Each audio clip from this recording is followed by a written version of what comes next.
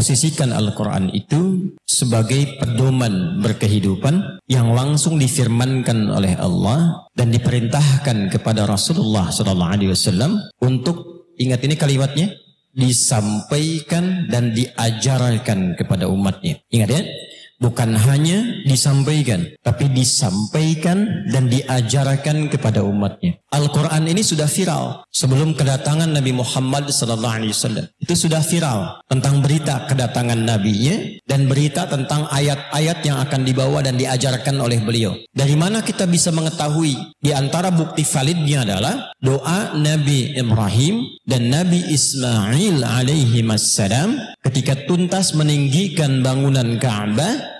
Lalu kemudian keduanya berdoa di dekat Ka'bah itu. Di antara sekian doa yang dipanjatkan, nanti diabadikan di Quran surah kedua Al-Baqarah di ayat 129. Keduanya berdoa, A'udzubillahi minasyaitonirrajim, Bismillahirrahmanirrahim. Rabbana wab'ats fihim rasulam minhum. Nah, tidak sampai sini kalimatnya. Kalau sampai sini, berarti yang diutus cuma rasulnya saja. Tapi selanjutnya, yatslu alaihim ayatika. Yatslu alaihim, perhatikan kalimatnya, ayatika. Wa yu'allimuhumul kitaba. Wa yu'allim, mengajarkan. Wa yu'allim, kalimatnya ingat ya. Wa yu'allimuhumul kitaba wal hikmah. Wa yuzakkihim innaka antal azizul hakim. Saya tadi ulang-ulang ingin menegaskan, bukan tidak hafal, tapi ingin menegaskan kalimat yang saya garis bawahi. Perhatikan kalimatnya. Rabbana wab'ats fihim. Ya Allah, Tuhan yang merawat kami, yang menjanjikan memenuhi seluruh kebutuhan kami, yang memperhatikan kami. Karena Rabb itu punya makna rububiyah. Rububiyah itu diantara maknanya nanti ada makna perawatan, pendidikan, pemenuhan kebutuhan, perhatian, ya. Itu kalimat pertama yang diperkenalkan oleh Allah sejak kita ada dalam kandungan usia 4 bulan roh ditiupkan. Itu di Al-A'raf ayat 172. Wa idh akhadha rabbuka min bani adama min zuhurihim dzurriyyatahum wa ashhadahum ala anfusihim alastu bi rabbikum qalu bala syahidna. Di Rabb itu kalimat pertama. Kata Allah, apakah engkau komitmen akan menjadikan aku sebagai Tuhan yang nanti akan merawatmu, memberikan kebutuhanmu, memaafkan kalau salah, mengampuni kalau berbuat dosa, menunjukkan jalan-jalan kebaikan. Lalu kita katakan, ya Allah, kami bersaksi, kami bersyahadat. Bala syahidna an taqulu yaumal qiyamati inna kunna an hadza ghafilin. Maka dengan kalimat itulah kita sering memohon, karena telah terjadi komitmen di antara kita. Kalau kita menuhankan Allah, kita menyembah Allah, nanti hak kita minta apapun sepanjang itu baik dan bermaslahat, Allah berjanji mengabulkan. Karena itu fikih doa itu begitu. Kalau kita memohon, itu pasti dikabulkan. Sepanjang permohonan itu ada maslahat untuk kehidupan kita. Itu ada di Quran surah kedua nanti ayat 186. Wa idza sa'alaka ibadi anni fa inni qarib ujibu da'watad da'i idza da'an. Kalau hambaku kapanpun berdoa, sepanjang isi doanya baik dan ada maslahat untuknya, kata Allah, aku kabulkan. Kalau dia belum siap sekarang, nanti tunda sejenak, aku berikan. Kalau tak cocok di dunia, aku berikan di akhirat. Sifat doa itu pasti dikabulkan. Tapi kapan itu dikabulkan? Falyastajibuli. Maka komitmen yang telah kita bangun dengan Allah dalam bersyahadat itu praktekan. Kalau benar menuhankan Allah, menuhankan dengan sempurna. Minta kepadanya, penuhi haknya, tunaikan kewajiban kita, diminta solat, diminta jujur, diminta bakti pada orang tua, bakti, dikatakan jangan riba, dikatakan misalnya bangun hubungan baik, dikatakan jangan berselisih. Kalau ini diikuti kita minta, pasti dijawab. Hanya maksiat yang menghambat doa itu. Hanya maksiat. Ini gelas nih, ya. Ini ada tutupnya, ini kosong. Tuh. Ya tidak, saya menyampaikan sesungguhnya kan. Ini gelas, ini ada apa? Tutupnya, dan gelasnya kosong. Betul tidak? Salah apa saya? Ya kan? Ada susunya, ada kopinya, ada tehnya. Jadi gelasnya kalau kosong kan bisa diisi apapun. Ini yang mau saya sampaikan. Saya tidak minta susu malam ini. Saya tidak minta teh. Saya ingin katakan gelasnya Kalau kosong bisa diisi apapun. Ini spidol dimasukkan masuk. Tisu dimasukkan masuk. Air dimasukkan masuk. Yang jadi masalah adalah ketika gelasnya ditutup begini. Tuh, belum saya terangkan bayi sudah ada yang nangis tuh. Sedih. Gelasnya ditutup begini. Ketika gelasnya ditutup, apakah spidolnya masih bisa masuk? Kita memang mencoba memasukkan ini, tapi berbalik tak masuk. Bukan kita tidak mau masukkan, kita masukkan cuman gak masuk. Dimasukkan pakai tisu gak masuk. Bukan tidak memasukkan, dimasukkan gak masuk. Itulah maksiat. Jika maksiat sudah dikerjakan yang haram masuk dalam tubuh seseorang. Saya tidak ingin mengatakan masuk tubuh kita. Karena tipikal orang beriman, imannya tak akan bersatu dengan maksiat. Kalau seseorang mengerjakan maksiat, masuk ke dalam dirinya, itu yang menjadi sekat. Bukan Allah tidak mengabulkan, dikabulkan tapi nggak masuk. Balik. Kan ada penghalangnya. Thumma dzakara ar-rajula yutilu as-safara ash'atha aghbara yamuddu yadayhi ila as-sama'i faqala ya rabb ya rabb. فقال رسول الله صلى الله عليه وسلم أن يستجاب لذلك فمطعمه حرام مشربه حرام ملبسه حرام وغذي بحرام. Nabi mengisahkan tentang seorang lelaki menempuh perjalanan jauh yang diniatkan untuk ibadah itu mengabulkan doa. Mengabulkan doa, ingat, 2 kali lebih cepat dibandingkan dengan orang diam. Anda datang ke sini dengan niatnya betul-betul untuk ibadah. Anda datang ke sini niatnya untuk salat. Anda datang ke sini niatnya untuk menuntut ilmu, tidak ada yang lain. Bukan nyambi. Akhi, ketemuan yuk. Di mana? Di Masjid Ad-Du'a saja sambil ta'lim. Agendanya ketemuan, ya, ta'limnya nyambi. Nah, yang dimaksud bukan ini, yang dimaksud murni ta'lim. Yang dimaksud murni untuk ta'allum. Yang dimaksud murni untuk ibadah. Maka berlaku hadis Nabi sallallahu alaihi wasallam ma rawahu Abu Darda yang diriwayatkan oleh sahabat Abu Darda radhiyallahu taala anhu, kemudian dikutip oleh Al-Imam Ibnu Majah rahimahullahu taala dalam kitab Sunannya. Faqala haddatsana qala Rasulullah sallallahu alaihi wasallam man salaka tariqan yaltamisu fihi ilma sahhalallahu lahu tariqan ilal jannati wa innal malaikata la tad'u ajnihataha ridan li talibil ilmi. Kalau ada orang menempuh perjalanan sekalipun di jalannya berliku, tariq itu beda dengan syariah. Syariah itu jalan depan lebar, luas, nyaman. Tariq itu kadang jalan bisa sempit, bisa panjang tapi berliku, kadang naik turun, kadang enggak kelihatan ada lubangnya, kadang enggak mudah, di tengah-tengah ada hujan, itulah tariq. Tapi enggak sia-sia, nanti ditampakkan di akhirat. Ya, sekarang ilmu yakin, ainul yakinnya saat sakaratul maut, hakul yakinnya saat pulang kembali kepada Allah. Nanti saat sakaratul maut ditampakkan hasilnya. Pahala itu ditampakkan sebelum meninggal. Kalau ingin cepat, lihat silahkan. Ya. Tapi enggak mungkin kecuali mendekati ajal. Ya, mendekati ajal. Maka ditampakkan itu. Ada pahalanya. Ya, kata Nabi SAW diperintahkan malaikat catat. Setiap langkahnya, peluhnya, keringatnya dicatat untuk meringankan langkah dia ke surga. Hadisnya belum selesai. Dan setiap malaikat diperintahkan membentangkan sayapnya, memberikan ridha kepada penuntut ilmu itu. Sejak dia keluar dari rumahnya, dari kantornya, dari jalannya, di antara makna ridha malaikat itu mengaminkan doa yang ia mohonkan kepada Allah. Maka di jalan isi dengan zikir, isi dengan doa. Nah, ini orang ini dikisahkan oleh Nabi SAW menempuh perjalanan dan itu cepat mengabulkan doa seharusnya. Yang kedua, yamuddu yadayhi ilas sama, dia mengangkat tangannya ke langit. Ya, saya share sedikit. Cara mengangkat tuh kan macam-macam ya. Ada yang begini ada. Nanti ada yang satu telunjuk yang khatib Jumat begini ada. Ya kan? Nah, kalau kita berdoa biasa, itu salah satunya bisa, karena saya pegang mic bisa. Adik bangun sebentar. Ya, pegangkan sedikit. Nah, kurang lebih seperti ini ya. Nah, kelihatan? Belum saya mulai, belum diapa-apakan. Bagaimana bisa kelihatan? Anda luar biasa, belum saya mulai udah kelihatan. Imannya kuat sekali nih. Nah, ini ya, ini tangan nih. Ya, yang depan. Kanan kiri kelihatan ini, oke? Nah, seperti ini disatukan begini. Ya, paling gampangnya begini. Ini kan ada garis-garis nih di kanan kita nih. Kiri ada garis-garis. Kalau saya kebiasaannya menyatukannya pas tuh ketemu garis sih. Tarik ke sini, jelas. Ini yang dimaksud yamuddu yadayhi ilas sama. Nanti semakin tinggi permintaan, misalnya kasusnya itu kasus luas, tinggi seperti istisqa, minta hujan. Nah, itu semakin naik biasanya begini. Dan bukan menutup tapi kebuka begini. Tapi yang standar tuh begini. Jelas? Nah, ini yamuddu yadayhi ilas sama, mengangkat tangannya ke langit maksudnya mengarah begini. Nah, ini orang yang berdoa dengan mengangkat tangan, jazakallahu khair. Itu dalam fiqih, dalam hadis diisyaratkan lebih cepat dikabulkan dibandingkan dengan yang diam, yang tidak mengangkat tangan. Tapi nanti ada kondisi-kondisi kapan mengangkat tangan dan seperti apa. Hadisnya innallaha hayyun karimun. Ada seorang berkonsultasi pada Nabi sallallahu alaihi wasallam, "Ya Rasulullah, bagaimana kalau saya berdoa mengangkat tangan?" Kata Nabi, "Bagaimana kalau ada orang meminta kepadamu dengan menjulurkan tangannya? Begini, tolong Pak, tolong." Kata orang itu, "Ya Rasulullah, saya malu kalau saya enggak kasih." Maka Allah lebih peka dan sangat merasa malu kalau ada hambanya menengadahkan tangannya dan tidak mengabulkan. Sepanjang itu baik dan bermaslahat. Ketiga, dengan al-asma'ul husna. Al-asma'ul husna, orang itu berkata, "Ya Rabb, Ya Rabb." Berdoa dengan al-asma'ul husna, diawali dengan al-asma'ul husna, menyebut namanya sesuai dengan kebutuhan kita.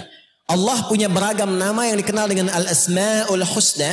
Bukan sekedar untuk dihafalkan. Tapi nama-nama itu mencakup semua kebutuhan kita. Dan kita bacakan sesuai kebutuhan. Misal, memohon rizki, Ya Allah Ya Razzaq. Memohon ilmu, Ya Allah Ya Alim. Memohon diberikan kekuatan dan kesabaran atas musibah, Ya Allah Ya Sabar. Dimohon diberikan solusi dari persoalan yang menjangkiti, Ya Allah Ya Al-Fattah. Di semua jenis masalah kita, solusinya minta pada Allah dengan nama itu. Dalilnya Quran surah ke-17 dari ayat 110 itu. Ya, Allah berfirman, "Qul ud'ullaha aw ud'ur rahman ayyamma tad'u falahul asmaul husna." Kalau Anda punya masalah, kata Allah, "Hambaku, kalau engkau punya masalah, minta sebut namaku Allah, atau minta Ar-Rahman, atau pilih nama dari al-asmaul husna sesuai dengan kebutuhanmu." Gak harus kita minta semua. Ya, sebut salah satu nama yang sesuai dengan kebutuhan kita. Dan laki-laki yang dikisahkan di awal tadi, dia melakukan 3 pekerjaan ini, menempuh perjalanan jauh, mengangkat tangannya plus memulai dengan al-asma'ul husna. Tapi apa jawaban Nabi? Bagaimana doamu bisa dijawab sampai kepadamu sementara pakaianmu ini asalnya dari maksiat? Anna yustajabu lidzalika mat'amu haram. Ya, makanannya dari sumber yang haram. Mashrabu haram, minumannya dari sumber yang haram. Malbasu haram, pakaian dari sumber yang haram. Apa enggak malu sama Allah datang ke masjid berdoa, "Ya Allah, berikan aku solusi dari masalahku," sementara pakaian dikenakan hasil dari korupsi. "Ya Allah, berikan aku hidayah," sementara di handphonenya terkumpul gambar-gambar yang tak pantas, video-video yang tidak layak dilihat. Apa enggak malu Anda sholat memasukkan handphone ke dalam saku, di dalamnya penuh dengan gambar maksiat? Bagaimana bisa dijawab doanya? Bagaimana bisa khusyuk sholatnya? Apa enggak malu datang kemudian kepada Allah menggunakan kendaraan hasil dari yang dilarang? Itu yang kemudian menghambat keberkahan itu datang. Itu yang menjadikan nafsu berpetualang. Itu yang menjadikan gak pernah cukup. Dapat uang gak cukup. Punya sepeda pengen motor. Punya motor pengen mobil. Punya mobil pengen pesawat. Harta masih banyak pengen ini, pengen itu. Gak ada yang kepake. Kalau dinikmati dengan cara yang benar, dirasakan, ada kemuliaan didapatkan, ada keberkahan dirasakan, itu yang manfaat. Tapi hati-hati, kalau di lemari Anda pulang dari sini dicek banyak pakaian dan bahkan belum pernah digunakan untuk ibadah. Yang ini belum pernah dipakai sholat, sudah pengen pakai pakaian yang lain. Itu motor yang di luar banyak itu, sudah pernah belum dipakai ke masjid? Sudah pernah dipakai ke majelis ilmu? Berapa kali? Itu sepeda yang Anda koleksi di rumah, pulang ke rumah cek. Yang sering dipakai di kesempatan pagi, bahkan sejak selesai sholat subuh. Pernah nggak dipakai ke masjid? Jangan-jangan ke masjidnya jalan kaki, sepedanya pakai sepeda. Halo? Kan dihisap. Ya tidak salah, cuma dihisap. Ini yang menghambat. Maka seperti itu. Ini gelas kosong tertutup. Kata Nabi, "Anna yustajabu lidzalik," bukan gak dijawab. Dikasih mental. Maka buka dulu ini maksiatnya. Buka dulu. Kalau dibuka baru masuk lagi. Maka Nabi diutus untuk mengajarkan kepada kita bagaimana membuka semua sekat-sekat itu. Susah, ingat. Dibuka sekatnya. Apa yang menyebabkan sering lupa? Apa yang menyebabkan gak ingat-ingat? Rizki kenapa gak terbuka? Padahal kan Allah sudah sediakan. Dan tidak akan pernah kita kekurangan rizki, gitu kan? Kenapa merasakan susah? Kenapa merasa gak tenang? Kaya tapi gak pernah tenang. Kenapa? Pilih mana? Kaya tapi gelisah atau miskin tapi tenang?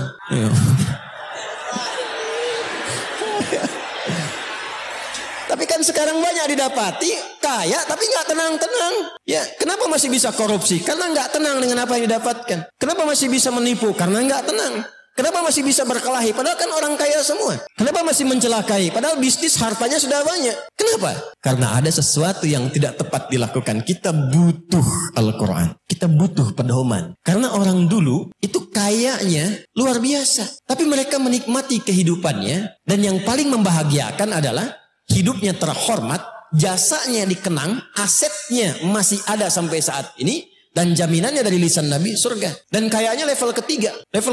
Tiga itu kan tertinggi. Yang standar itu kan kaya. Naik di atas itu kaya banget. Yang ketiga kebangetan kayanya. Kaya banget, kebangetan kayanya. Uthman bin Affan kenal? Ayo kenal. Saya terakhir kemarin waktu berangkat umrah itu, hotelnya sudah jadi. Hotelnya jadi di Madinah itu. Tulisannya wakaf Utsman bin Affan radhiyallahu taala anhu. Wakafnya Utsman, kapan wakafnya? 15 abad yang lalu, punya hotel sekarang. Ya, itu dari barokah apa? Membeli sumur, membeli kebun, lalu diwakafkan. Masyarakat bisa menikmati abadi, sampai sekarang tertulis namanya hotelnya Utsman. Dan beliau menantu Nabi, kaya, jadi pemimpin masuk surga. Ya, ada orang kaya enggak, kan? Sahabat Nabi bukan, menantu Nabi jauh. Ya kan, berharap surga Firdaus, ya tapi kehidupan jauh gitu. Ya, saya nggak bisa mengungkapkan, saya nggak punya kosakata yang aneh-aneh gitu ya.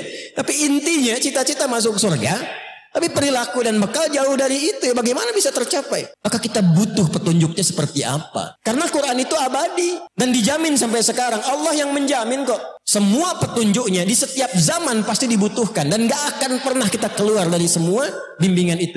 Makanya Allah jaga satu-satunya kitab di muka bumi yang terjaga dari mulai bacaannya, hurufnya, gak pernah tertukar ayatnya, titiknya sampai detik ini dari segi bacaannya. Cuma Al-Quran. Silahkan cek. Al-Baqarah ayat pertama apa? Alif Lam Mim. Dari zaman Abu Jahal sampai abu-abu yang sekarang, dibacanya tetap sama.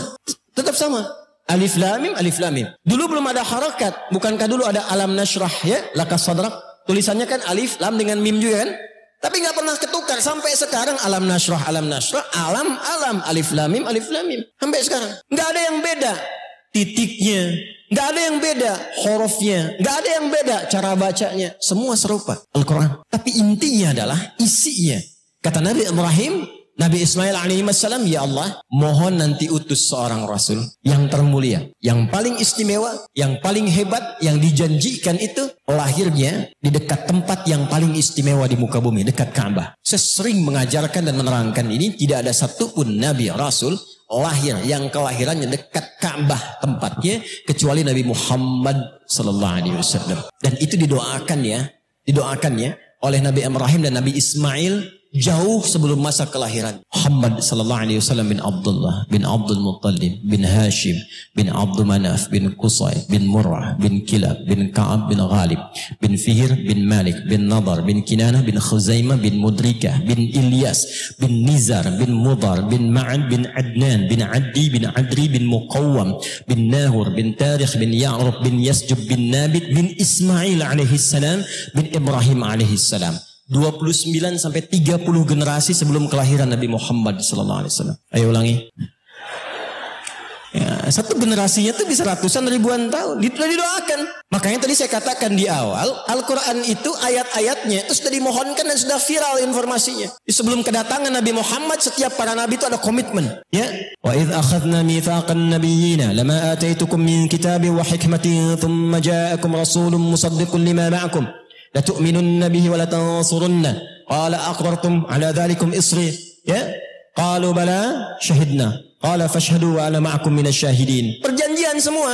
Enggak ada nabi rasul dilantik kecuali membenarkan risalah Nabi Muhammad sallallahu alaihi wasallam. Dan apa yang dimohonkan dengan kemuliaan nabi itu, yang paling intinya adalah petunjuk yang dibawanya. Yatsdu alaihim ayatika. Bukankah isi Al-Quran semuanya kita sebut ayat? Al-Fatihah berapa ayat? 7. Al-Baqarah berapa ayat? Intinya semua isi Quran itu ayat. Sekarang persoalannya, apa artinya ayat? Ayat itu jamak dan tunggalnya disebutkan setidaknya kurang lebih 64 kali dalam Al-Quran. Ayat sering diterjemahkan dengan tanda. Padahal tanda itu ada banyak. Yang paling viral itu 2. Ada alamat, ada ayat.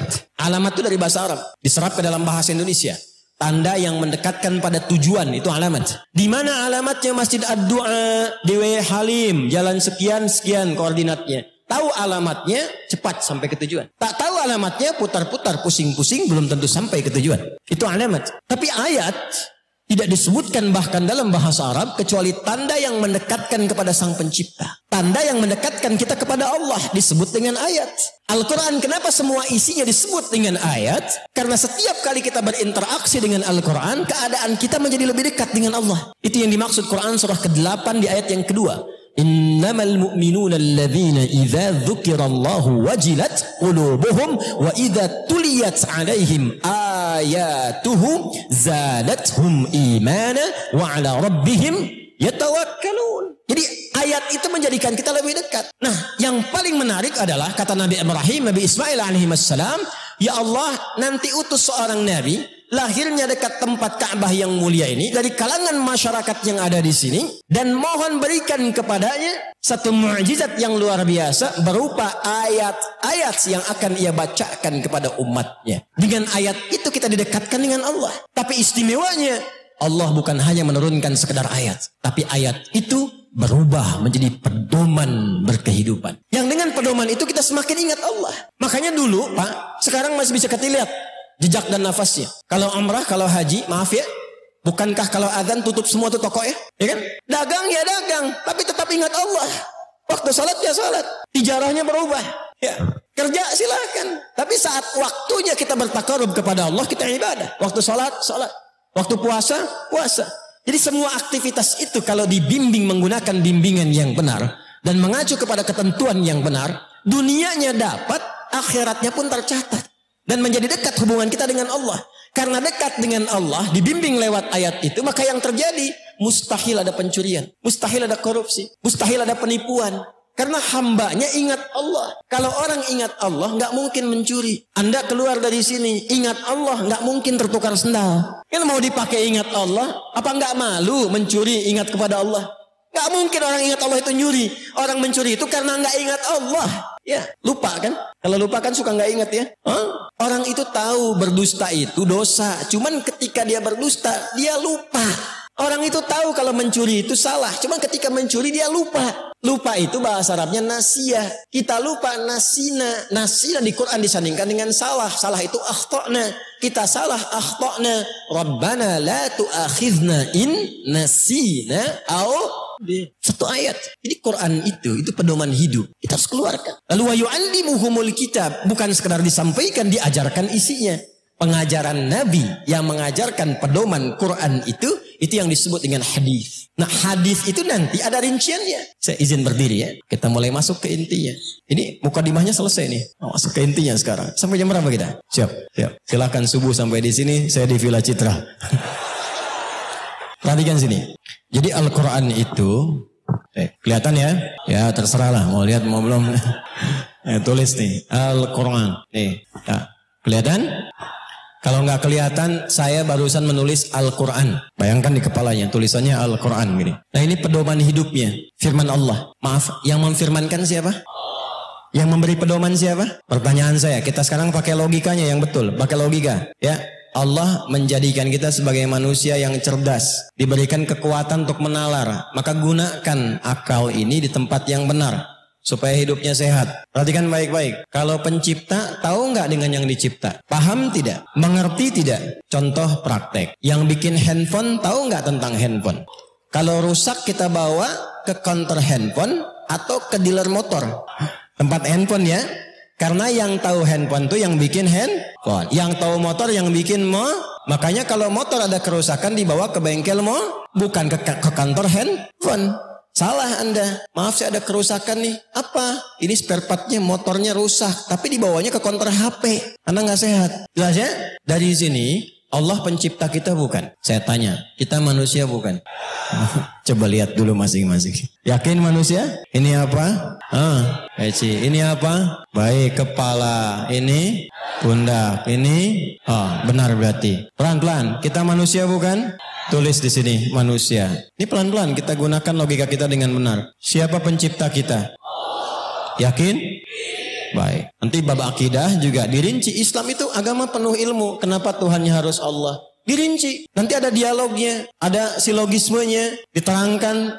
Ya, kenapa mesti paham dengan akalnya? Kenapa Anda pilih Allah bukan yang lain? Itu ada jawabannya termasuk di Quran. Kenapa Tuhan itu mesti satu? Ini dalam keyakinan umat Islam ya. Tapi didialogkan supaya kita yakin. Ya.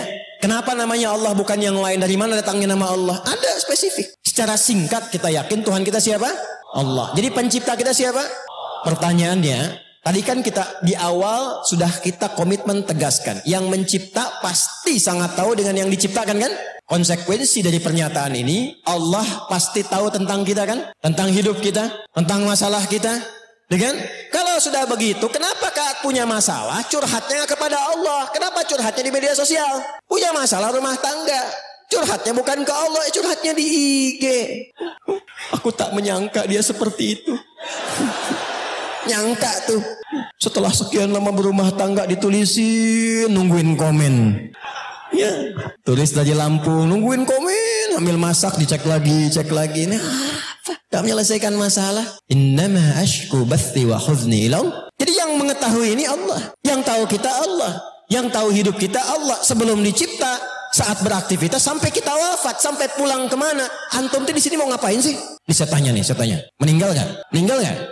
Tuh, meninggal tuh.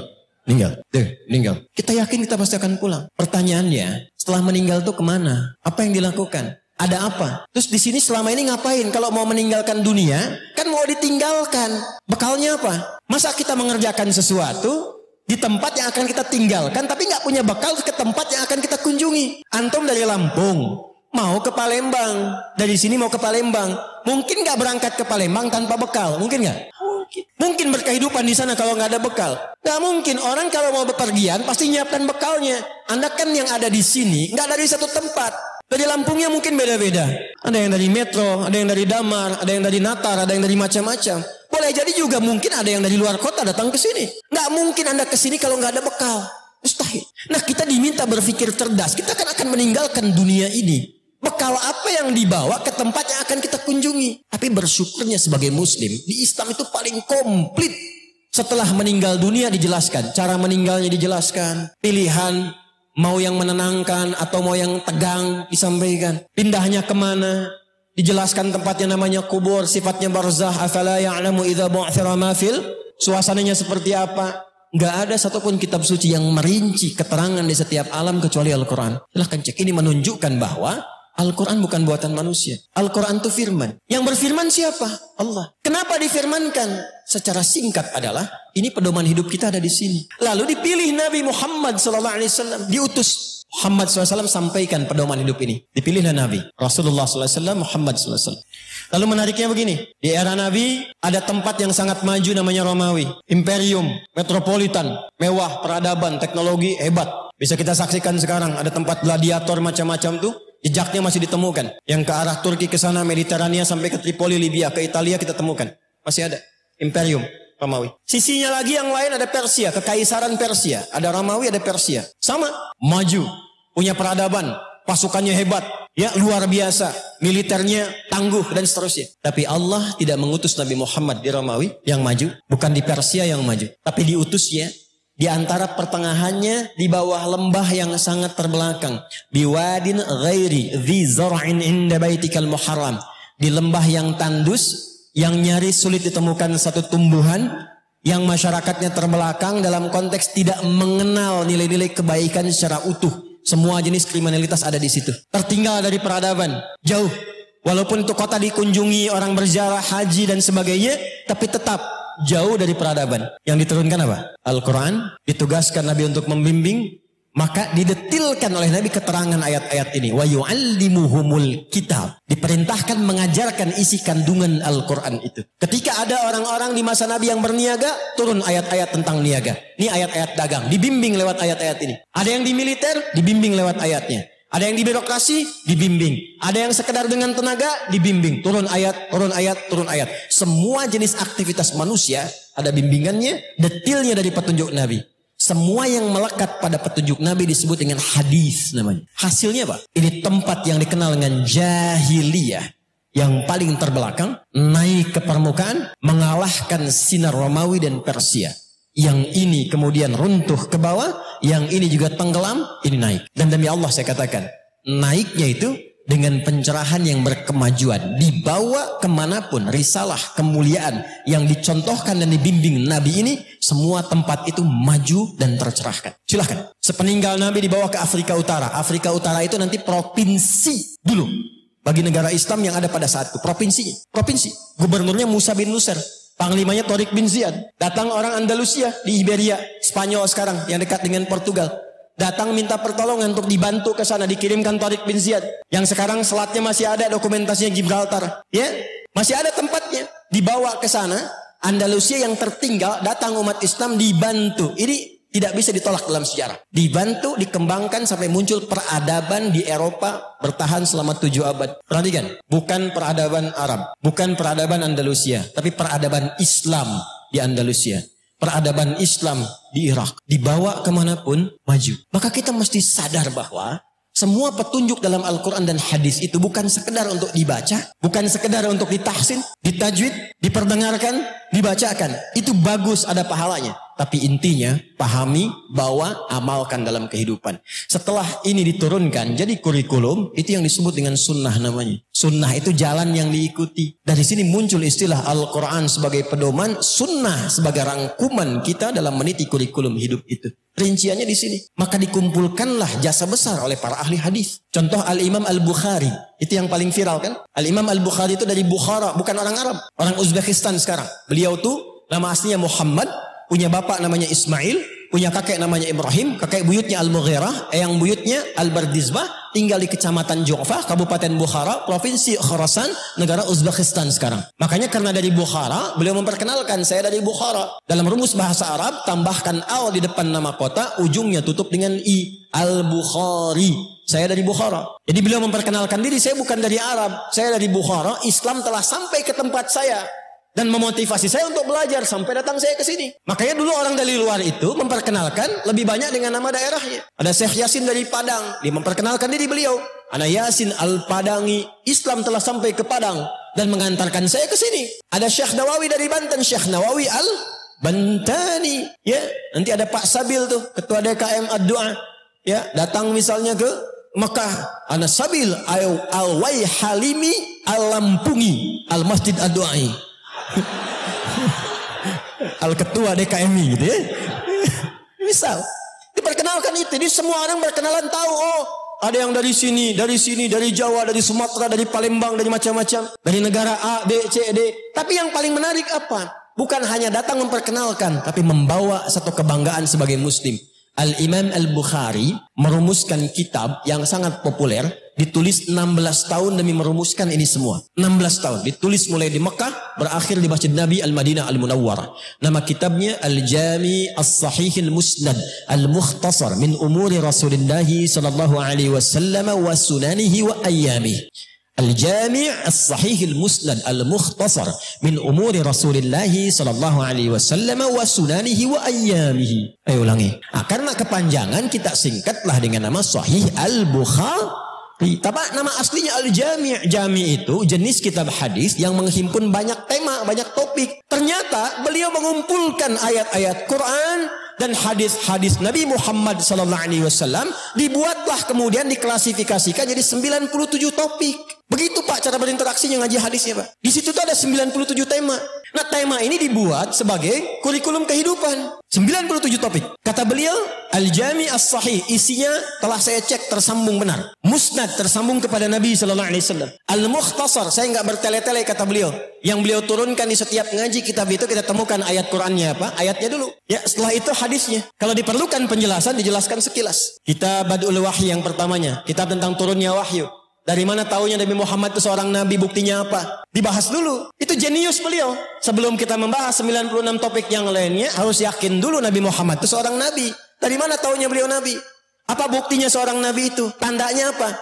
Sehingga nanti tidak diklaim bahwa ini hanya rekayasa semata. Dan setiap orang bisa mengklaim dirinya nabi. Standarnya apa? Maka bagian pertama dibuat tentang kitab Bad'ul Wahyi, tentang standar awal wahyu, untuk memberikan tanda standar kenabian. Jadi kalau ada yang ngaku-ngaku nabi di era kapanpun, sampai kekinian pun, cek dengan parameter ini. Cek ukurannya dengan ini. Kalau sesuai dengan ini, nabi. Tapi kalau nggak sesuai, nggak mungkin nabi. Dan nggak akan pernah ada yang sesuai dengan tanda-tanda ini. Karena ketika Nabi Muhammad SAW meninggal dunia, maka statusnya sudah khatamin nabiyyin. Kata Nabi, la nabiyya ba'di. 2 kitabul iman. Kitab tentang iman. Pernah merasakan iman naik turun? Halo? Pernah naik turun? Baik, kalau sedang naik semangat sholatnya ya? Semangat tahajudnya ya? Belum adzan subuh sudah bangun ya? Halo? Belum sholat subuh sudah sholat ya? Iya. Kacau itu.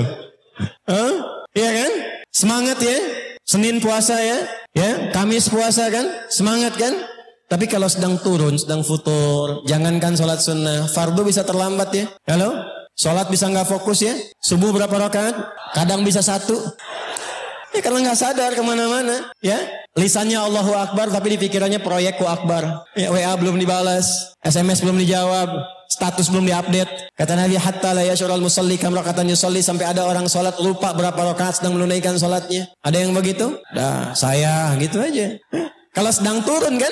Maka beliau menghadirkan Kitabul Iman. Topik yang kedua tentang iman. 57 hadis di Kitabul Iman. Kalau kita pelajari itu keluarkan. Bagaimana cara menaikkan iman dan jaga supaya nggak turun. Apa yang menyebabkan iman turun. Kenapa seseorang bisa berkurang imannya. Apa yang menjadikan iman itu kuat. Bagaimana semangat ibadah. Apa jenis ibadah yang bisa menguatkan iman. 57 hadis. Makanya ngajinya tinggal pilih topiknya. Setelah itu apa? Anda mahasiswa, dosen, pengajar. Topik ketiga, Kitabul Ilmi. Di situ diajarkan memilih waktu yang terbaik kapan untuk belajar dan mengajar. Sampai Nabi itu punya waktu pengajian ibu-ibu. Hari Kamis itu pengajian ibu-ibu itu Nabi hari Kamis. Tapi bukan harus kita milih hari Kamis, bukan begitu maksudnya. Menata waktu sehingga ada kelonggaran, ditata dengan aktivitas. Ketemunya Kamis untuk pengajian ibu-ibu. Apa yang dilakukan? Bagaimana cara belajar? Bagaimana cara menghafal? Bagaimana cara menguatkan ilmu dengan ibadah? Bagaimana cara meningkatkan takwa? Ada semua di sini. Ayatnya apa? Hadisnya. Yang bisnis Kitabul Buyu', kitab tentang niaga, ya tentang jual beli. Keluarkan itu. Bagaimana menghindari riba? Bagaimana berniaga yang berkah? Bagaimana mendapatkan keuntungan yang berlipat tapi Allah memberkahi di dalamnya? Ada. Semua sukses. Dan ini dari mulai kehidupan sampai alam kubur sampai kembali pada Allah Subhanahu wa taala. 97 topik. Nah, kita tuh seperti ini harusnya. Dan demi Allah saya katakan, tidak ditemukan masalah apapun di setiap zaman dan generasi kecuali jawabannya selalu ditemukan di sini. Al-Quran, Sunnah. Al-Quran, Sunnah. Itulah yang diajarkan para ulama kita. Maka Quran itu solusi, Sunnah itu solusi. Kalau digabungkan Al-Quran itu solusi, maka kita temukan Aqsa. Al-Quran, Sunnah, solution. Jelas sampai sini? Nah, dari situlah kemudian kita ingin menebarkan spirit ini ke setiap tempat minimal yang bisa kita pijak setidaknya di negara Kesatuan Republik Indonesia ini. Jadi kita ingin datang mengingatkan lagi. Itulah kita adakan roadshow dari Aqsa. Datang ke Lampung, datang ke Padang, Sumatera Barat. Insya Allah nanti kita akan ke Aceh. Insya Allah ke Kalimantan. Yang tanya-tanya kalau saya mau ke Lampung, Kalimantan kapan? Aceh kapan? Sabar insya Allah. Ada waktunya. Kami ingin ingatkan nanti kita akan bangun kelas-kelas yang diintegrasikan. Insya Allah. Sebentar lagi di sini juga ada sekolah nanti insya Allah. Ya, diturunkan. Jadi saya tidak menginginkan Quran hanya ada di mushaf. Quran hanya ada di hafalan. Bagus. Ada pahalanya. Tapi kalau nggak pernah kita praktekkan dalam kehidupan, kita tidak akan merasakan nikmatnya menjadi manusia Qurani. Untuk itu, cara memulainya adalah kita mulai dari Al-Fatihah. Bahas setiap ayatnya. Dapatkan petunjuknya. Bawa pulang dengan mengamalkannya. Siap? Nah, mari kita mulai dengan satu ayat saja malam hari ini. Mungkin kita bahas satu bagian saja. Ini baru kita mulai nih. Tadi mau mukadimah yang kedua. Anda minta sampai subuh sih. Enggak, kita batasi ya. Paling maksimal 8:30 kita selesai dengan semua doa dan sebagainya. Paling maksimal. Ayat ke-26. Kita sudah bahas dari Al-Fatihah sampai Al-Baqarah ayat 25 di pertemuan yang lalu dalam kajian Al-Quran, Sunnah, Solution. Mohon izin kalau saya datang ke Lampung lagi di waktu malam Jumat, maka berlaku hukum kajian Aqsa. Apa itu kajian Aqsa hukumnya? Yaitu setiap yang ikut kajian ini harus membaca dan menghafalkan ayat yang akan dikaji. Jadi kalau kita bahas ayat 25, nanti masuk ke sini kita sudah hafal ayat 25 itu satu ayat saja. Satu ayat saja. Siap? Ya. Nah, kalau Anda ke Bekasi nanti di setiap pintu itu ada musyrif penjaga. Baru boleh masuk ke dalam setelah setoran ayat. Ya, kalau belum hafal boleh datang, tunggu di luar. Nah, itu untuk memotivasi, ya. Tapi kalau belum hafal juga boleh masuk, boleh. Sesuai dengan hafalan, kuat depan, ya. Hafalan agak belakang dikit. Untuk motivasi. Jadi kalau ditanya di yaumul hisab ada usahanya. Ada usahanya. Baik. A'udzubillahi minasyaitonirrajim. Bismillahirrahmanirrahim. Di tempat ini saya akan merangkum dulu ayat 1 sampai 25 dengan cepat. Setelah itu kita lihat diri kita posisinya ada di mana. Hadirin sekalian, dalam kita berkehidupan kita akan temukan 4 kualifikasi manusia. Ada berapa? 4 kualifikasi manusia berdasar keyakinannya pada Al-Quran sebagai petunjuk berkehidupan plus berdasar karakter dalam menjalani kehidupan. 1, akan ada orang baik. Jadi Anda ketemu di kantor, baik. Jadi tetangga, baik. Jadi pasangan hidup, baik. Dan ini orang yang paling ideal. Jadi kalau berumah tangga, berpasangan gak akan menyulitkan. Berteman akan terus mendampingi dalam suka dan duka dan membahagiakan. Jadi tetangga, keberkahannya akan terasakan. Dan ini orang baik yang sejati. Nah, orang baik yang sejati ini oleh Allah disebut dengan kalangan takwa. Orang-orang yang bertakwa. Ini golongan pertama. Dzalikal kitabu la raiba fihi hudal lil muttaqin. Apa ciri orang baik ini yang menghasilkan kemuliaan tadi? Ya, orang-orang ini standar pertamanya adalah beriman. Alladzina yu'minuna bil ghaib. Jadi kalau Anda ingin mencari pasangan, Anda ingin berteman, Anda ingin cari tetangga, cari tempat untuk tinggal, pertama kali kalau ingin keadaan hidup itu menenangkan, jauh dari persoalan-persoalan yang menggelisahkan, maka cari orang yang beriman. Jelas? Nanti ada standarnya iman juga. Karena terkualifikasi nanti. Kalau sudah menemukan orang beriman, ini beriman nih, beriman. Maka lihat standarnya. Kapan disebut beriman? Wa yuqimunas shalah. Minimal dia bisa menjaga waktu sholat dengan sempurna yang fardu, yang pokok. Tulis begini bentuknya. Sholat tuh ada begini, alif, lam, shad, lam, alif, ta begini. Ada alif, lam, shad, lam, waw. Kemudian alif tak maftuhah begini. Ada alif, lam, shad, lam, waw. Kemudian fathah tegak tak begini. Kalau yang ini sekali sholat. Kadang-kadang alifnya diganti dengan waw. Tapi bentuknya begini sholat. Kalau yang begini alif, lam, shad, lam, waw, alif tak. Yang enggak melihat di papan tulis bisa dituliskan keterangan Al-Baqarah ayat 238. Quran surah kedua ayat 238. Paling kanan sebelah atas di mushaf. Hafidhu ala sholawati. Bentuknya begini. Nah, ini yang dimaksud sholat fardu 5 waktu sholat. Ya, rumusnya 24, 4, 3, 4. 2 subuh, 4 zuhur, 4 asar, 3 maghrib, 4 isya. Ini sholat fardu. Kalau begini, alif, lam, shad, lam, waw, fathah tegak, tak begini. Ini artinya semua jenis sholat yang mampu dikerjakan. Yang pokok yang fardunya 5. Di luar yang ini pun masih bisa dilakukan. Tahajud, duha, sholat mutlak, rawatib, itu maksudnya. Kalau Anda ingin menemukan teman sejati, teman yang baik, kata Al-Quran, pilih orang beriman yang dia menunaikan sholat dengan baik, bukan sekedar menjaga fardunya, tapi juga menjaga sholat sunnah yang menyertainya. Kalau yang fardu kan standar. Tapi kalau Anda sudah menemukan orang rajin sholat duha, rajin tahajud, rajin rawatibnya, itu bisa dipastikan tanda pertama kebaikan melekat pada diri. Dari pasangan, ada wajah-wajah yang kelihatan belum menikah. Ya, insya Allah ya. Insya Allah ketemu jodohnya, dimudahkan. Ya minimal sebelum kiamat 2 hari lah. Ya. Ya, jadi statusnya saat meninggal sudah pernah menikah. Sebelum kiamat kurang 2 hari. Sehari lagi kan persiapan buat taubat ya. Itu kalau tahu. Kalau enggak ya kita beramal sepenuhnya. Jelas? Baik. Kenapa nyambung ke situ itu? Sholat. Maka cari yang sholat. Tetangga, cari tempat yang di situ semarak sholatnya. Dekat ke masjid. Ya. Teman, cari pekerjaan yang tidak meninggalkan sholat. Anda tuh aneh kadang-kadang. Anda kan pekerjaan mencari rizki. Terus Anda yakin rizki itu dari Allah.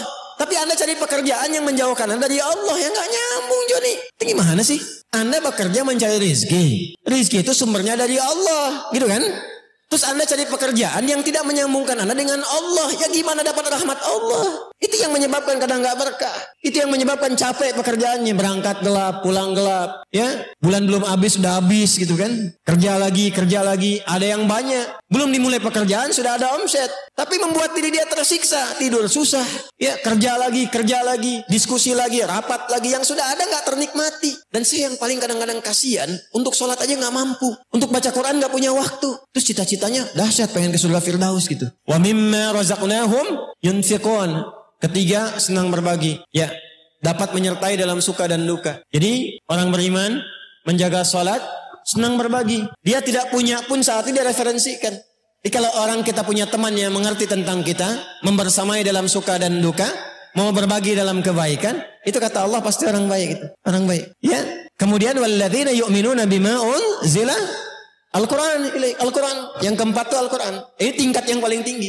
Kalau sudah ditemukan ahli Quran yang benar-benar ahli Quran, itu bahagia Pak. Demi Allah saya katakan bahagia. Bapak Ibu aja, lihat anak Anda yang kecil mengulang-ulang Al-Quran. 3 tahun, 4 tahun, baru hafal ad-duha. Tapi Anda pulang kerja dan melihat anak itu sedang mengulang ad-duha. Hilang semua penat Anda di kantor dan di jalan. Demi Allah saya katakan, demi Allah. Anda pulang tuh, anak Anda 3 tahun. Ya? Terus Anda pulang, Assalamualaikum. Anda lihat anak Anda sedang menghadap kiblat. Wadduha, wallaili idha saja. Anda bisa terdiam di belakangnya sampai selesai begini. Lalu Anda peluk.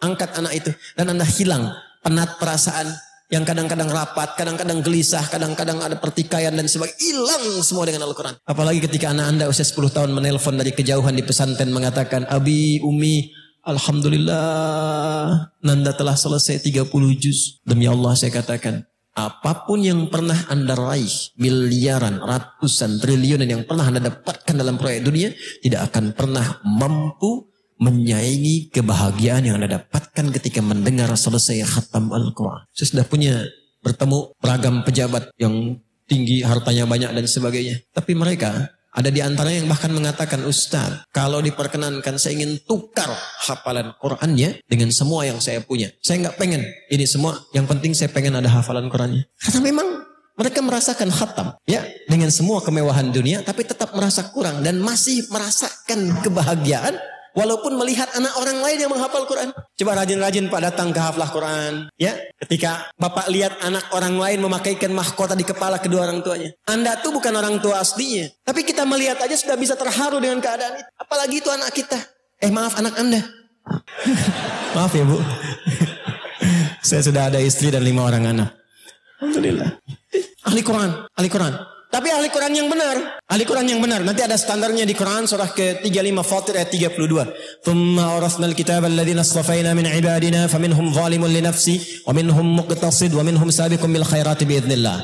Ukuran kelima, wa bil akhirati hum dan dia berteman, dia berinteraksi untuk akhirat tujuannya, bukan sekedar dunia. Jadi dia berteman dengan Anda itu bukan karena ukuran dunia. Yang saat Anda kaya dia berteman, kekayaan Anda hilang dia jadi teman. Yang saat Anda punya kedudukan jabatan dia sering WA, telepon, pengen ketemu. Ketika hilang jabatan dia menjauh, di kontak tidak ada, di WA nggak pernah balas. Itu dunia. Orang ini jadi tetangga karena mengingatkan Anda urusan akhirat. Ini teman di kantor mengingatkan Anda, akhi, jangan itu, jangan lakukan. Bagaimana kalau dihisab? Bagaimana meninggal saat dalam keadaan disogok? Bagaimana meninggal kalau sedang melakukan korupsi dan sebagainya. Mengingatkan tentang akhirat. Itulah ulaika ada hudamir wa ulaika humul. Maka dalam berinteraksi kehidupan temukan orang baik ini apapun profesi kita. Itu satu. Yang kedua ada orang ingkar. Ingkar dengan Quran dan ingkar dengan petunjuk-petunjuk Allah. Ayat 6 sampai 7. Ini terbagi 2. Innal ladzina kafaru sawa'un 'alaihim a anzartahum am lam tunzirhum la khatamallahu ala absarihim walahum adzabun azim. Ada 2 jenis. Yang satu, ingkar dan memilih untuk tidak beriman. Sehingga menutup semua bagian tubuhnya, telinganya, matanya, fikirannya untuk menerima pintu-pintu hidayah. Tapi indahnya Islam tidak memaksa. Hanya tipikalnya, kalaupun diingatkan, diberitahu, tetap menolak. Itu 2. Yang ketiga, sama juga ayatnya. Dan Anda kalau mau rinci silahkan lihat di kajian sebelumnya. Ya, sudah banyak kami hadirkan Aqsa dalam YouTube. Yang ketiga itu, mengaku muslim, mengaku beriman, tapi perilakunya seperti orang yang belum beriman. Contoh, kalau ada orang belum beriman, saya selalu katakan belum beriman supaya punya harapan dia beriman. Ya, ada orang belum beriman, terlepas apapun keyakinannya, dia nggak sholat karena dia belum beriman. Dia nggak puasa karena belum beriman. Tapi ada orang, dan ini kalau disebutkan isyaratnya pasti terjadi. Mengaku Islam, mengaku beriman, tapi tidak menunaikan sholat. Ada orang yang di KTP-nya Islam tapi nggak sholat, puasa tapi nggak mau puasa Ramadan, zakat nggak dikerjakan. Nah ini oleh Quran disebut dengan kafar. Kata kerjanya. Menunjuk pada pekerjaannya. Jamaknya kafaru. Quran surah ke-14 ayat 7. Wa idh ta'adzana rabbukum la in syakartum la azidannakum. Wa la in kafartum inna azabi. Wa la in kafartum. Kafar di situ kufur dalam bentuk nikmat. Mengaku muslim tapi nggak mau zakat. Aku muslim tapi nggak mau sholat. Itu masuk dalam golongan kafar. Yang kedua. Ya, pecahannya jadi yang ketiga. Yang keempat, Anda akan temukan dalam pergaulan itu orang munafik. Maaf, yang mengaku muslim, mengaku beriman. Dan kalau ada persoalan yang mengatakan saya juga Islam, saya juga beriman. Tapi lisannya tajam, menyakiti orang-orang Islam, bahkan menyoal keyakinannya sendiri. Dia paling kritis terhadap ajaran Islam. Jilbab, tahajud, Quran, kadang-kadang olok-olok dan sebagainya. Tapi kalau dia dikatakan dia mengaku muslim. Nah itulah orang yang terkena penyakit nifak, orang yang disebut dengan munafik. Ayatnya dari ayat 8 sampai dengan ayat 20. Pernah menemukan orang yang katanya muslim tapi mengolok-olok agamanya sendiri ada? Ada. Nah itu terkontaminasi. Jadi kalau Quran sebutkan akan didapati. Itulah 4 golongan dalam kehidupan. Itu ayatnya dari 1 sampai ayat 20. Ayat 21 sampai dengan ayat 22. Allah dengan keadilannya dan sifat Rahman dan Rahimnya memberi petunjuk pada semua golongan ini untuk menjadi golongan yang pertama. Tapi harus adil. Diberikan petunjuk, maka diinginkan oleh Allah dengan petunjuk itu ikuti, ya. Dan Allah di sini nggak akan bisa disalahkan, ya, karena sudah diberikan petunjuk, diberikan kesempatan, bahkan diberikan Nabi dan Rasul untuk mengingatkan. Maaf ya, maaf. Ini kalau kajian misalnya malam sekarang, panitia menyediakan snack, masing-masing diberikan snack. Sudah ada bagiannya, tapi ada yang tidak mengambil itu, dan yang nggak ngambil ini kemudian merasa lapar, lalu pingsan. Pertanyaan saya. Yang salah itu panitianya atau orangnya yang gak ngambil tadi? Panitianya sudah menawarkan, memberikan, tapi dia tidak mengambil itu. Allah memberikan kesempatan pada kita untuk mendapat hidayah selama berkehidupan. Lewat telinga, lewat mata, lewat pendengaran kita, lewat penglihatan, lewat akal kita. Setiap hari terdengar azan, ada diskusi. Buka YouTube kok yang keluar ceramah, ada diskusi dan sebagainya. Itu hidayah. Karena itu hidayah sifatnya diberikan tanpa batas. Cuman manusianya mau ambil atau tidak. Itu yang dimaksud Quran surah ke-29 ayat yang terakhir. Walladzina jahadu fina lanahdiyannahum subulana. Kalau Anda mau cari, mau dapatkan itu, mau ambil itu, pasti Anda dapat hidayah Allah. Maaf, kalau telepon di sini berbunyi, terus sinyalnya nggak ada tuh. Suaranya ada nggak? Nggak ketemu kan? Tapi kan orang yang terima telepon tuh keluar cari sinyal kan? Halo? Cari sinyal kan? Kalau sedang telepon, sinyalnya hilang-hilang, Anda cari sinyal kan? Kalau sinyalnya dapat, maka kuat lagi kan? Itulah hidayah. Allah tebarkan sinyalnya dalam setiap keadaan. Cuman Anda mau ngambil nggak sinyalnya itu? Kok bisa sih lewat di jalan pulang kerja, kok kelihatannya masjid orang ke masjid orang sholat? Kenapa harus lewat situ? Kan bisa Anda lewat tempat lain. Kenapa harus lewat situ? Itulah hidayah. Tapi Anda mampir nggak? Sholat nggak? Anda lihat mau tayangan YouTube, bahkan ada yang mau lihat maksiat. Tapi yang kebuka malah ta'lim. Terus diingatkan, jangan berbuat maksiat, cepatlah tobat. Kok bisa keluar itu? Ada seorang anak, ini rahasia ya di antara kita aja ya. Tapi ini kisah nyata. Mungkin juga nonton gak apa-apa, saya juga pernah kisahkan. Anak baik, anak saleh, cerdas. IQ-nya bagus, punya keterbatasan. Karena pengen kuliah, gak punya biaya, keterbatasan tinggi, akhirnya ketegangan memuncak dan sebagainya, memutuskan untuk mengakhiri hidup, membunuh diri. Tapi unik juga, supaya dosanya gak terlampau banyak, tahajud dulu.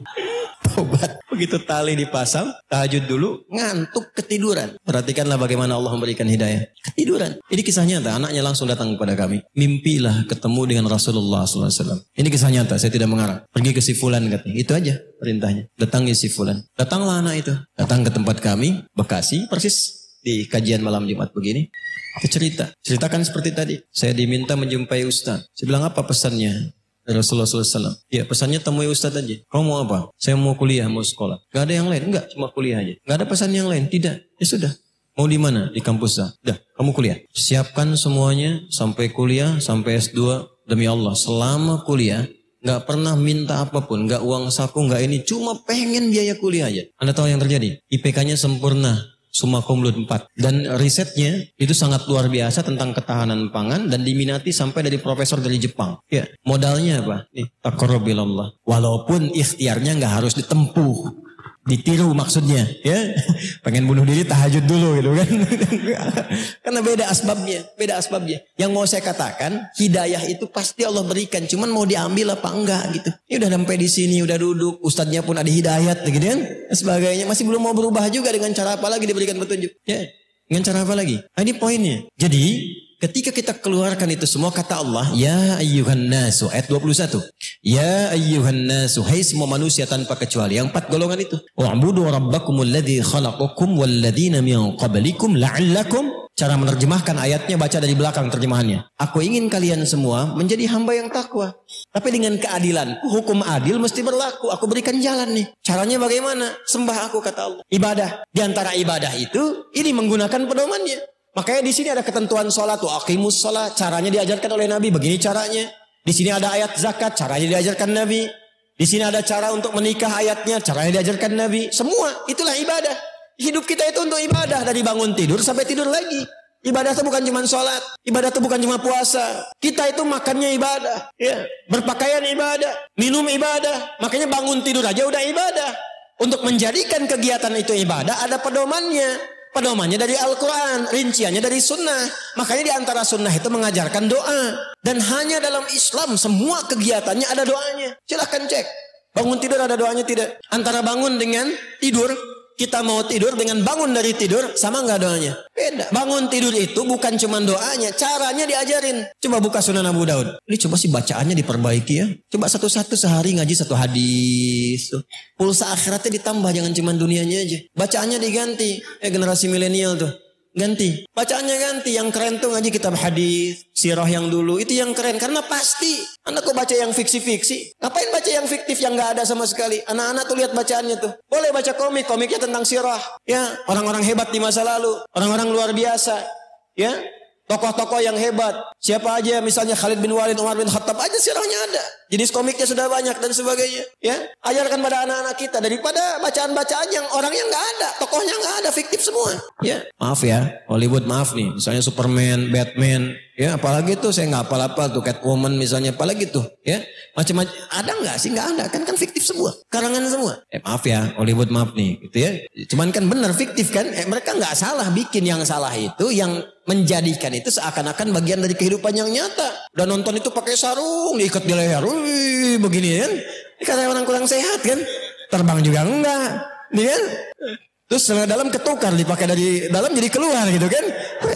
Jadi pada kacau kan hidupnya. Coba, kenapa yang nggak asli-asli aja yang memang wujudnya nyata? Kita punya semua kok. Tokoh-tokoh hebat kita itu nyata semua, nggak ada yang fiktif. Ganti cara bacanya, ganti bacaannya itu. Sehari, one day, one ayat, one hadis, one sirah. Ayatnya keluarkan, hadisnya keluarkan, tokohnya munculkan. Ayat ini turunnya siang apa malam? Kami kalau ngaji tafsir begitu. Satu ayat, turunnya siang apa malam? Turunnya di mana? Diturunkan pada siapa? Kejadiannya apa? Dan itu nikmat ngajinya. Nikmat. Dan nyata. Dan kita alami sendiri. Ya. Kata Allah, saya ingin hambaku jadi baik semua. Aku berikan petunjuk. Caranya bagaimana ibadah? Kita urusan bangun tidur, Sunan Abu Daud. Nomor hadis 1367.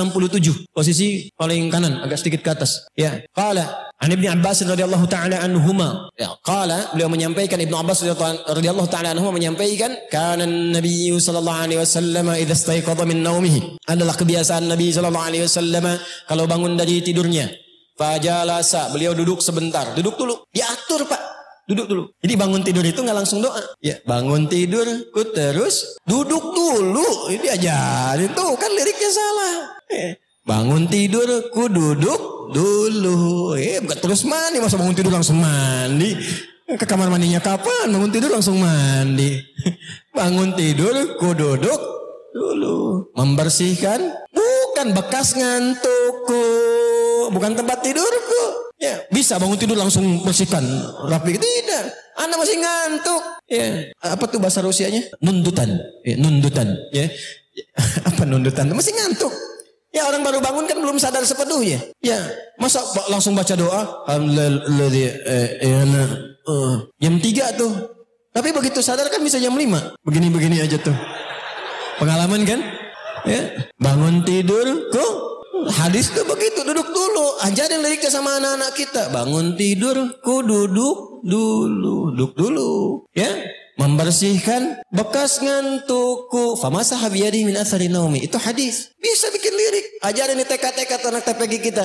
Dari lirik hadis itu. Bangun tidur, duduk dulu. Kemudian membersihkan dengan telapak tangan atau bagian tangan, bukan telapak. Membersihkan dengan bagian tangannya yang bersih. Ya, bekas ngantuknya. Kenapa yang menyebutkan bagian tangan yang bersih? Karena nanti ada hadis lain. Kalau engkau bangun dari tidur, cuci tanganmu karena engkau tak tahu kemana tangan itu berkelana saat dia tidur. Ya?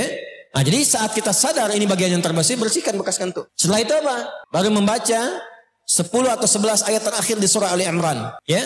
Nanti ada hadis lain membaca Alhamdulillahilladzi ahyana ba'dama amatana wa ilaihin nusyur. Bangun tidur, membersihkan bekas ngantukku. Lalu baca ayat. Oh. Bikin sendiri deh. Baca doa Alhamdulillahilladzi ahyana ba'dama amatana wa ilaihin nusyur. Itu tuh petunjuk.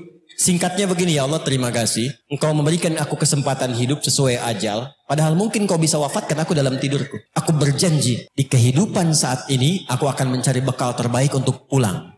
Itu makna doanya. Jadi Anda kalau bangun tidur begitu, Anda tuh sudah berjanji. Anda bekerja nyari bekal akhirat. Anda belajar nyari bekal akhirat. Ya, Anda beraktivitas nyari bekal untuk pulang. Maksudnya kalau meninggal di hari itu bekalnya siap. Itu maksudnya wa ilaihin nusyur. Makanya setelah itu baca Ali Imran dari ayat 190 sampai ayat 200. Tsumma qara'a khawatima surah Ali Imran. Jadi inna fi khalqis samawati wal ardi wa ikhtilafil laili wan nahari la ayatin liulil sampai ayat 200-nya. Ya ayyuhalladzina amanu sabiru wasabiru warabitu wattaqullaha la'allakum tuflihun. Sampai situ. Itu kalau dipahami ayatnya, demi Allah saya katakan, kaji ayat ini Anda akan menjadi orang pintar atau orang paling paham tentang substansi kehidupan. Jadi tempatkan dimanapun Anda ngerti. Tugaskan ini, sukses. Jadi diplomat, sukses. Di kantor, sukses. Kerja ini, sukses. Maaf. Saya sudah lebih dari 5 menit dari yang ditetapkan tadi. Masih boleh sedikit? Sedikit aja. Boleh ya? Itu baru satu hadis tuh. Bangun tidur, membersihkan, lalu doa. Lalu doa pada Tuhanku. Baca surat. Baca surat tunjuk hidupku. Baca surat petunjuk itu ajarkan anak-anak kita tuh. Di suratnya apa? Ya, 10-11 ayat. Setelah itu summa dhahaba ila syinin mu'allaqah. Udah sadar, udah punya misi, visi, baru pergi berwudu, yang mandi-mandi. Baru setelah itu sholat. Ya setelah selesai semua baru membersihkan tempat tidurku rapi. Berangkat ke masjid, tempat tidur udah rapi, udah baik, udah semuanya sholat. Berangkat beraktivitas. Kalau semua ini baru dikerjakan, baru satu ayat, satu hadis tentang bangun aja, pasti berkualitas tidur dan bangunnya. Diamalkan gak? Diamalkan gak? Iya, kan yang diamalkan baru 1/4-nya kan? 1/4 itu baru doanya kan? Alhamdulillahilladzi ahyana ba'da mamatana wa ilaihin nusyur. Dah, duduknya bagaimana? Sadar tidak? Doanya diresapi tidak? Setelah itu yang dibacakan dipahami tidak? Satu, itulah Al-Quran Sunnah Solution. Kata Allah, saya ingin semua hambaku bertakwa, tapi aku harus adil, aku beri jalan. Caranya ibadah. Jadikan semua kegiatan kita itu niatkan untuk ibadah. Nanti lihat pedomannya, lihat bimbingannya di sini. Kalau itu bisa dikerjakan, kata Allah, hey, alladzi ja'ala lakumul arda firasau was-samaa'a binaa'a wa anzala minas samaa'i maa'an fa akhraja bihi minats thamarati rizqan fala taj'alu lillahi andadan ta'lamun. Perhatikan baik-baik. Kata Allah, aku buat pedoman ini, aku utus Muhammad sallallahu alaihi wasallam sebagai rasul mengajarkan ini karena aku tahu tentang hidupmu. Aku ingin kau bahagia, aku ingin kau sukses. Jangankan engkau, aku yang mencipta langit dan bumi. Aku yang menciptamu bahkan orang sebelummu. Alladzi khalaqakum walladzina min qablikum. Aku yang mencipta engkau tuh, yang tadi saya gambarkan. Bahkan aku mencipta orang sebelummu. Aku kisahkan tentang mereka, mana yang sukses, mana yang berpaling, mana yang durjana, mana yang nestapa. Aku jadikan ibrah untuk kalian. Aku yang ciptakan langit tanpa tiang. Aku yang hamparkan bumi supaya bisa dinikmati. Aku yang mengatur cuaca dan hujan. Jika membuat itu saja gampang, apalagi memberikan kau petunjuk. Ikuti ini, kau pasti akan jadi orang tersukses dalam setiap aktivitasmu. Hanya sayang, kadang masih ada yang meragukan dengan petunjuk ini sampai menantang. Masa sih? Itu kan cuma rekayasa Nabi Muhammad saja. Itu buatan Nabi Muhammad saja. Itu produk budaya. Ada statement itu? Maka kalau masih ada yang begitu, Al-Quran logis menantang, turun ayat 23 sampai 24. Wa in kuntum fi raibim mimma nazzalna ala abdina fa'tu bi suratin min wad'u syuhada'akum min dunillahi in kuntum shalihin. Fa in lam taf'alu wa lan fattaqun nar allati waquduha an-nas wal uiddat lil. Kalau masih ada yang meragukan, sudah dijelaskan oleh Allah, diterangkan oleh Nabi, masih ada yang meragukan bahkan menuduh, kata Allah, jangan sampai engkau pertahankan itu, engkau bawa wafat.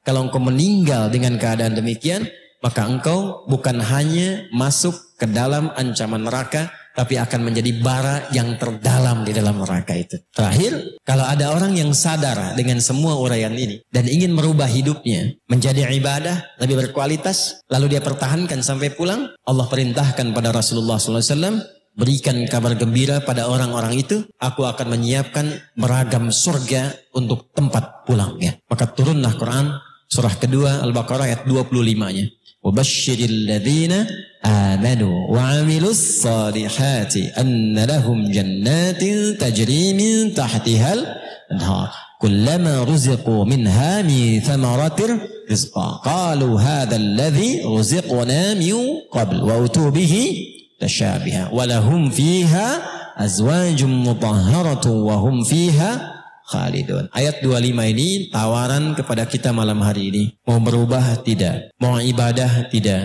Mau husnul khatimah? Tidak. Kalau mau, maka kembalilah kepada petunjuk ini. Coba lihat hidup kita kerja di mana, belajar di mana. Jangan-jangan selama ini hanya ingin mengejar ijazah, kadang-kadang bolos, masuk kelas titip absen. Itu bukan tipikal orang beriman. Kata Al-Quran, kalau orang beriman itu belajar yang betul, yang serius, pahami, catat.